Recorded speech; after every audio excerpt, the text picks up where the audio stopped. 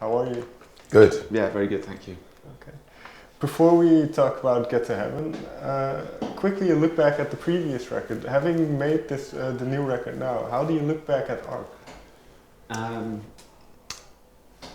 still proud of what we did with Ark. I think it's definitely feels like a huge step forward, this record from there. But I think some of the lessons and things that we learned making Ark have definitely helped us, in the process of making this record. I think it's something we had to do. Is there one thing you can pick out that you've kind of took away from that whole process? Just trying to be more measured in our sort of songwriting, a bit more kind of considered, I think.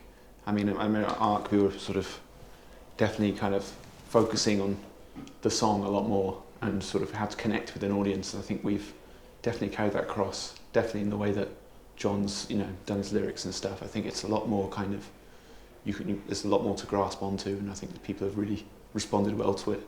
I think the big difference between the second and third album was that we just didn't consider live, really. When we made the second one, we just thought we'll just make music and, we'll see what happens next. And then this record, we really thought we really don't want any, we want it to work absolutely 100% live. We want to be able to play the whole thing and never be the wrong night for this song or stuff like that. Because sometimes you have songs that aren't appropriate, and this time we just wanted it to be just a big party kind of sound. Yeah, one thing I read about the new record is that you said you wanted people to be able to dance to the songs. So is that part of that live element that you wanted to capture? I think we've always been that sort of band that had kind of, like sort of old kind of prog rock fans were like really into us, and there wasn't very much kind of like frivolous fun activity going on in the crowd. And I think I think the turning point for me is when we were at Tea in the Park, and I was side of stage and I watched Phoenix play. It was just after entertainment, and just seeing their crowd sort of like really move, and it being like really fun and really upbeat. I just really wanted to be able to do that live and have that ability, really. What was the first song that you started on then for the new record that kind of for you had that captured this feeling? I don't know. Warm Healer was one of the first things we wrote, and we told ourselves that would be the most. That would be the lowest point of the record. Everything must be higher in energy than that. So that was our low point. We started at. We rejected lots of things. I mean, we didn't just write the album and that was it. We wrote a lot, and we got rid of anything that wasn't up to scratch or up to tempo and things like that. We didn't want anything quiet or sensitive, really. We just wanted it to be really insensitive and really like a certain type of tone all the way. But yeah, I guess that was the start of it. I can't remember the order at all. Yeah, I mean, it was difficult, I think, because a lot of the songs kind of they came into the band and we played with them for a while, and then we'd reject them, and then they'd come back a lot later, and then they feel new again.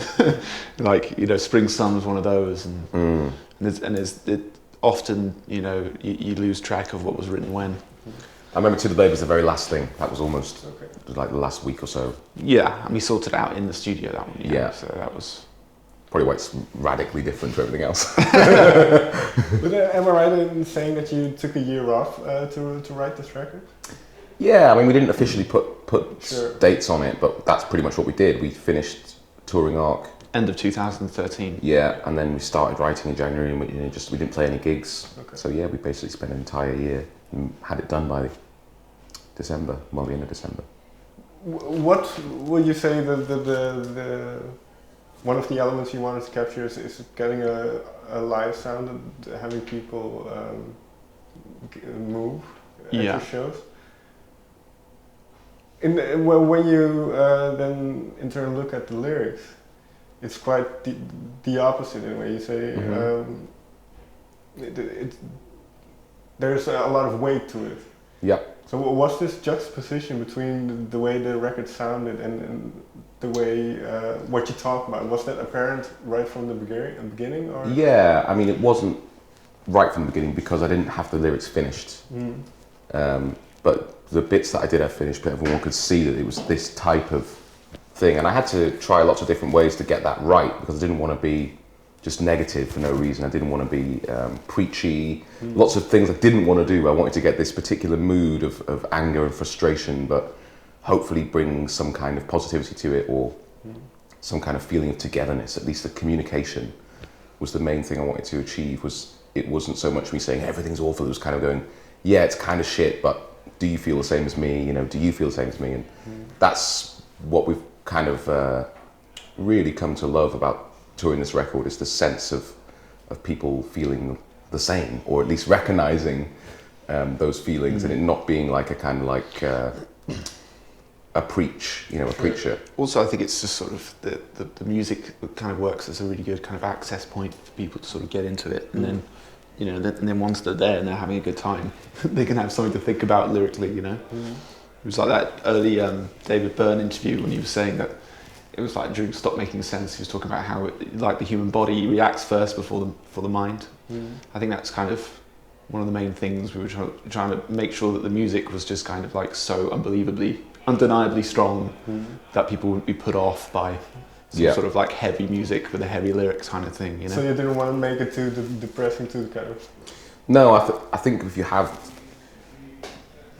if the music is dark and sad and the lyrics are dark and sad, then you just made one thing. And vice versa, if it's light and light, then you just made one thing. If you combine the two, then you suddenly get a whole different spectrum of feelings, and you can ignore the lyrics, or you can just listen to the lyrics. You know, I like the fact that there's two different worlds you can step into. I don't think we'd ever make really dark music with really light lyrics, though. That'd be so shit. If you go back into your own musical upbringing, and were there songs that had this kind of dichotomy that you liked? Because for me, one thing like reggae is I think there's always been a kind of like, we've always liked things like the Smiths and stuff like that, which is very kind of, you know, sort of morose. But singer, with the jauntiest music possible. Yeah, exactly. Like, I think that's always been something that we've found good. So I think Arcade Fire do a really good job of talking about heavy themes, but making you always feel involved and making it feel like at least you've got each other. That kind of feeling. The music sounds really positive, but it's usually pretty dark lyrically. And then when you talk about these kind of topics, well, you already mentioned it, but is it important not to be preachy? That you're not? Yeah, I think people just turn off. I don't really like being preached to myself, so I don't feel like I've got any right to be preachy. I'm not very wise. I think it'd be not very experienced person. Quite rich, considering a lot of the lyrics are about kind of like evil dictators and stuff. Yeah, and John to start preaching like one. We don't live the lives I'm talking about. You know, we live a very, very safe, you know, pampered life, and all we can do is look at other things and talk about them from a distance. I don't think it'd be anyone would ever take us seriously for a moment if we actually, you know, said this really was our lives, or that there's something to learn from me. You know, I'm just pointing stuff out, really. That's all artists ever do, really. In that respect, with the previous album, Arc, was that more personal or more inward looking, and then this album more outward looking? I don't know. I think if I listen to it now, I think it was quite personal, but I have it in my memory as it being quite cold and impersonal record. I do talk in very blunt terms about my failings at some points in the record, but I still don't feel quite as connected to it as perhaps the first record or even the third one. And the third one rarely talks about me as a real character anyway, but I don't know, there's something quite disconnected about the second record. Lyrically. Yeah, and musically as well. It feels like it's happening in a museum or something. Okay. Do these things become apparent afterward, or was that already during the process? No idea why that's happening. Okay. And then how did you get into all these topics then? Because they are very serious, very current topics. Yes, well, they're all around us. More a question of how do you avoid them, really. I think I take in a lot of media, a lot of news, and the media is just full of it, obviously, because that's what it is. It's literally just a list of the bad things that happened that day. And I got quite into it, and I was feeling quite bad about a lot of it. Some of it felt really close to home, particularly some of the people that left to go to Syria and stuff like that. They left from my town, you know, from my city, and that made it feel very, very close and very upsetting. Probably too upsetting. I shouldn't have been that involved in it, but for whatever reason I was. And I just felt like I had to talk about it, I had to write about it in some way to make it kind of go away a bit, or to try and understand it, or see if anyone else was noticing this stuff, or any of those things. It just felt like it wasn't really being looked at more than a kind of headline. No one was really taking it in that way. And maybe I took it in too much, I don't know.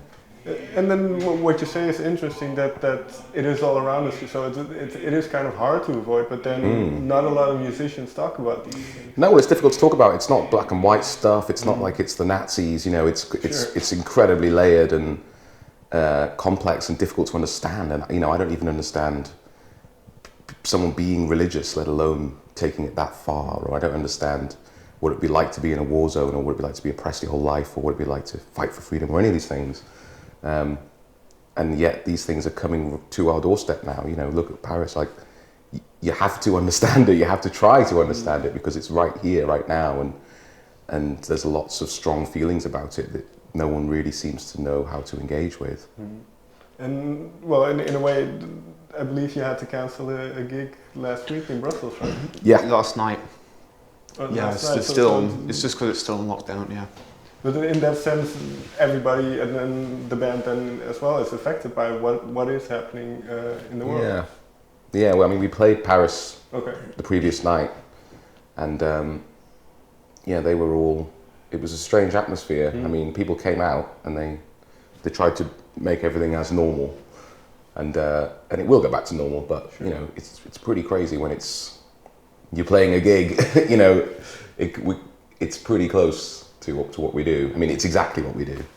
What happened is, pretty mental. From your perspective then, are there a bit more nerves in a show like that? Or a bit more... There's a lot more security. Yeah. I think the nerves were just kind of like, how is everyone going to deal with, how is everyone going to react? It wasn't more like, I'm afraid I'm going to get burned up. It was just kind of like, this is a bit weird, isn't it? Yes. Yeah, I think it's very easy for us to come and play, really. I mean, it's the people that have to work on the door, like the next day, at another venue, and they're like, it's the people that were there at the front. I think that's the kind of, those are the people that I think are, very brave just to keep going, Mm-hmm.